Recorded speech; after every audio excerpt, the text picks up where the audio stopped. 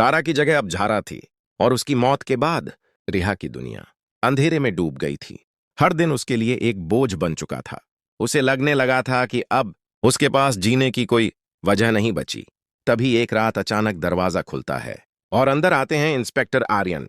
उनके चेहरे पर सख्ती थी और हाथ में एक काला डॉसियर। वो धीमी आवाज में कहते हैं, रिहा, अभी टूटने का वक्त नहीं है। करण और फैजान ने तुम्हारे पिता को स्लो पॉइजन दिया है और वो तुम्हारी पूरी कंपनी हड़पने वाले हैं। यह सुनते ही रिहा की आंखों में दर्द की जगह आग जल उठती है। वो आंसू पोंछती है और पहली बार बदला लेने का फैसला करती है। दूसरी तरफ शहर के सबसे बड़े कॉरपोरेट ऑफिस में करण और फैजान जश्न मना रहे होते हैं। करण मुस्कुराते हुए कहता है, सारा खत्म और रिहा टूट चुकी है। अब इस अरबों के बिजनेस का असली मालिक मैं हूं। अचानक ऑफिस की सारी लाइट्स बंद हो जाती हैं। एक तेज आवाज गूंजती है, अंधेरा हमेशा सच छुपा नहीं सकता करण। लाइट्स ऑन होती हैं और सामने खड़ी होती है रिहा पूरी हिम्मत के साथ। उसके पीछे आर्यन। रिहा गुस्से में कहती है, तुमने मेरी दुनिया छीनी थी, अब मैं तुम्हारी सच्चाई सबके सामने लाऊंगी। आर्यन टेबल पर डॉसियर फेंकता है। ये हैं तुम्हारे हर जुर्म के सबूत, बैंक फ्रॉड से लेकर मर्डर तक। करण और फैजान के चेहरे का रंग उड़ जाता है। भागने की कोशिश में फैजान पीछे हटता है, लेकिन पुलिस उसे घेर लेती है। आर्यन आगे बढ़कर उसे पकड़ लेता है। अब भागने का कोई रास्ता नहीं है।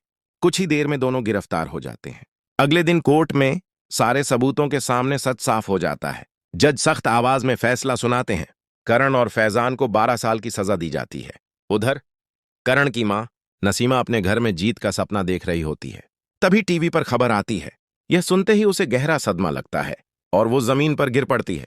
इसी बीच फैजान की पत्नी सना रोते हुए रिहा के पास आती है। वो कांपती आवाज में कहती है, मैंने बहुत गलत किया, पर अब मैं अकेली नहीं हूं। मैं मां बनने वाली हूं। मुझे नहीं पता मैं क्या करूं। रिहा कुछ पल चुप रहती है, फिर उसका दिल नरम पड़ जाता है। वो सना को गले लगाकर कहती है, गलतियां इंसान से होती हैं, लेकिन उन्हें सुधारना सबसे बड़ी जीत है। तुम अकेली नहीं हो। तभी अस्पताल के कमरे का दरवाजा खुलता है और रिहा के पिता पूरी तरह ठीक होकर अंदर आते हैं। उनकी आंखों में गर्व होता है। वो आर्यन का हाथ पकड़कर रिहा के हाथ में देते हैं।